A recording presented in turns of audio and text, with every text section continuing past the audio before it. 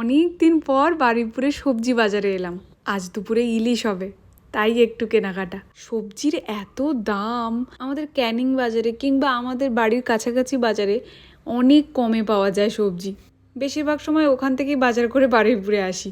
একটা তরমুজ নিয়েছে ও, কেজি 40 টাকা করে নিল। বাজার করে ফেরার পথে দেখি ডাব বিক্রি হচ্ছে, যে ডাবগুলোতে একটু হালকা শাঁস হয়ে যায়, কি সুন্দর মিষ্টি জল হয় তাতে। 50 টাকা করে নিল ডাব। ইলিশ কিনছি না, আগের দিন আসার সময় মা কয়েকটা ইলিশ মাছ দিয়েছিল, আমাদের জন্যই কিনেছিল। আমরা যাবো করে আর যাওয়াই হয়নি, তাই মা মাছ ভেজে রেখে দিয়েছিল আমাদের জন্য। সর্ষের তেলে করছি, একদম সিম্পল। তোমরা আগের দিন বলেছিলে দিদি আদা রসুন কিচ্ছু দেবে না, আমি কিচ্ছু দিইনি আজকে, শুধু শেষে সর্ষে একটু ছেঁকে দিয়ে দিয়েছি।